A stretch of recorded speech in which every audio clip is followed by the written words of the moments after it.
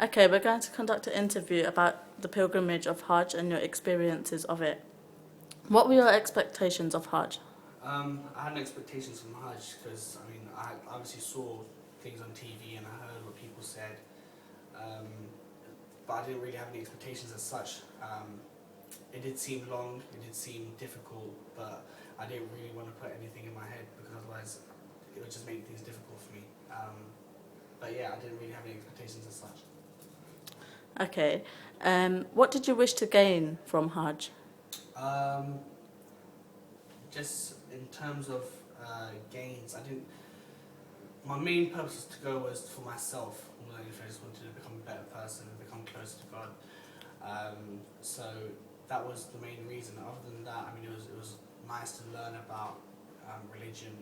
It was nice to learn about history. It was nice to see new things. It was nice to just become a more, different person, overall more humble person, a more pious person, and just a better person in general. Okay, and what do you feel you have gained from Hajj? Um, in terms of gains from Hajj, I believe that I have learned, the history. I have become closer to God. I have learned a lot more. I have become more open-minded. So, again, overall, as a person, I have gained, not just religiously, but as in everyday life as well. Because obviously, it's a much different society over there than it is over here. The environment is different. The weather is different. The climate is different. It's a completely different standard of living, completely different way of living. So it's made me a more sort of open-minded person. Okay, that's very interesting. And what was your favourite part of the pilgrimage and why? Favorite part of the pilgrimage was walking in there for the first time because that's when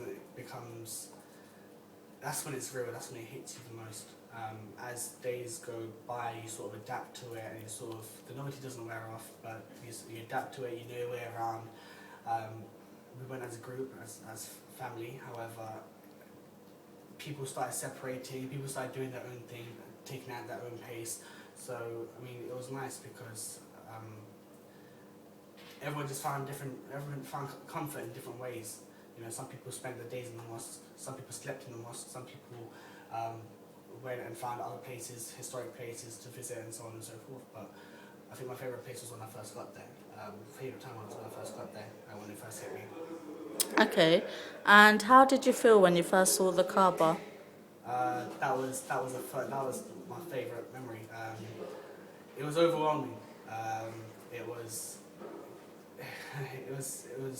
overwhelming because I was told by a friend not to look at the Kaaba straight away. I was told to go in with my head down, and as I got into the mosque, I then looked up and it was there. Completely different to how I saw it on TV, completely different to how I see it in pictures. But it was just overwhelming. Everyone started crying, I started crying, and you just feel close, you feel like you're at home. Okay, and what was the atmosphere like? Um,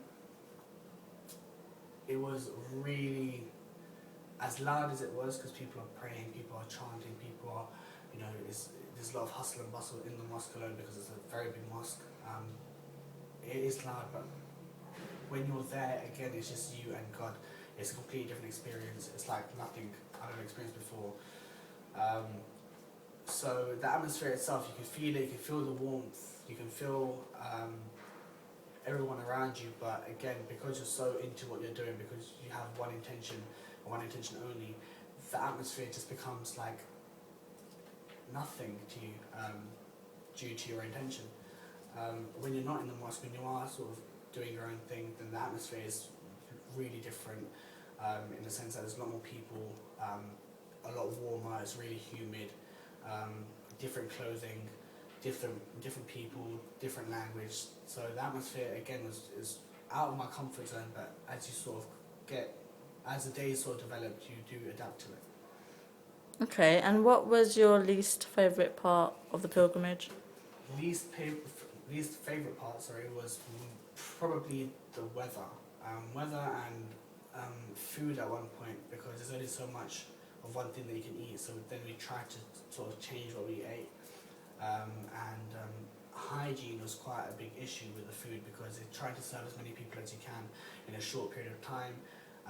fast food, mainly fast food, but because the food hasn't been prepared properly, you do have a couple of hygiene issues. So least favourite part of it was when I had fell ill due to food poisoning. So yeah. Okay, and what would you change about your experience? More than anything, I think I'd change who I went with. Even though I went with family, it's much more different. You have to sort of, because I went with an elderly person as well. You have to spend a lot of time looking after them. When you are, doing pilgrimage, when you are circling the Kaaba, when you are